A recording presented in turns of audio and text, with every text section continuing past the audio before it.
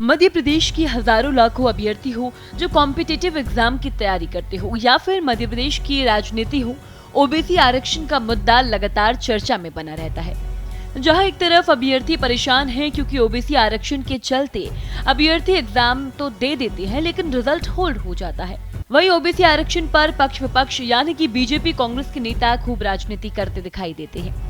वहीं आपको बता दें कि मध्य प्रदेश हाईकोर्ट में ओबीसी आरक्षण से जुड़ी कई याचिका लंबित पड़ी हुई है, जिसको लेकर फैसले भी आते रहते हैं। लेकिन अब सुप्रीम कोर्ट की तरफ से एक आदेश आया, जिसके बाद अब मध्य प्रदेश हाईकोर्ट में नहीं बल्कि ओबीसी आरक्षण से जुड़ी हर एक सुनवाई जो है वो सुप्रीम कोर्ट में होगी। जी हाँ, चलिए पूरा मामला क्या है आपको हम इस वीडियो में बताते हैं। बता दें कि साल 2019 में मध्य प्रदेश की कांग्रेस सरकार, जिसमें मुख्यमंत्री थे कमलनाथ, उन्होंने अध्यादेश लाकर मध्य प्रदेश में ओबीसी आरक्षण बढ़ाकर 27% कर दिया था। जिसके बाद जहां एक तरफ अभ्यर्थियों के रिजल्ट पेंडिंग हो गए, वहीं इस पूरे मामले पर खूब राजनीति होती रही। 27% ओबीसी आरक्षण के मामले में पक्ष विपक्ष एक दूसरे के ऊपर आरोप प्रत्यारोप करता हुआ दिखाई देता है।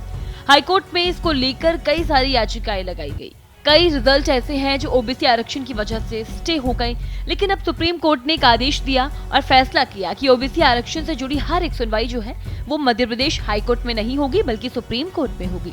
आपको बता दें कि सुप्रीम कोर्ट के अनुसार अगर किसी को भी ओबीसी आरक्षण पर आपत्ति है तो सुप्रीम कोर्ट में इसको लेकर सुनवाई होगी।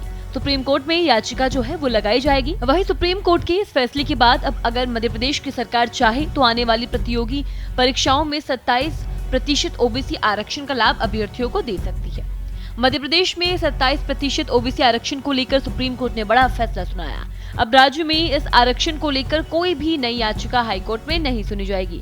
यह आदेश सुप्रीम कोर्ट में सुनवाई के दौरान दिया गया, जिससे स्पष्ट हो गया कि भविष्य में कोई भी नई वैकेंसी में आरक्षण को चुनौती केवल सुप्रीम कोर्ट में ही दी जाएगी। ओबीसी महासभा के राष्ट्रीय कोर कमेटी सदस्य एडवोकेट धर्मेंद्र सिंह कुशवाहा ने बताया कि सुप्रीम कोर्ट के इस फैसले से मध्य प्रदेश सरकार के लिए 27% ओबीसी आरक्षण लागू करने का रास्ता जो है वो साफ हो गया है। इसके साथ ही अदालत ने हाईकोर्ट के रजिस्ट्रार जनरल को आदेश दिया कि इस विषय से संबंधित जानकारी जो है राज्य के 2 प्रमुख समाचार पत्रों के प्रकाशित जो है वो करवाई जाए। ओबीसी महासभा की ओर से इस मामले में सीनियर एडवोकेट वरुण ठाकुर और एडवोकेट रामकरण ने पैरवी की। सुनवाई के दौरान सुप्रीम कोर्ट ने स्पष्ट किया कि मध्य प्रदेश सरकार को 27% ओबीसी आरक्षण के तहत भर्ती करने से कोई रोक नहीं। अदालत ने कहा कि 13% पर लगी होल्ड की कोई वैधता नहीं है और सरकार स्वतंत्र रूप से ओबीसी आरक्षण के तहत भर्तियां कर सकती है।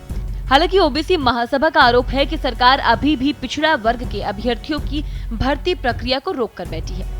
महासभा ने सरकार पर ओबीसी विरोधी मानसिकता रखने का आरोप लगाते हुए मांग की कि रुकी हुई सभी भर्तियों को तुरंत पूरा किया जाए। फिलहाल ये देखना होगा कि सरकार इस मामले में क्या फैसला लेती है। हालांकि आपको बताते चले कि 27% ओबीसी आरक्षण का श्रेय बीजेपी कांग्रेस दोनों ही जो पार्टीज है वो लेती हुई दिखाई देती है और इसको लेकर काफी राजनीति भी होती है। लेकिन अब ओबीसी आरक्षण से जुड़ी हर एक आपत्ति की जो सुनवाई है वो सुप्रीम कोर्ट में होगी।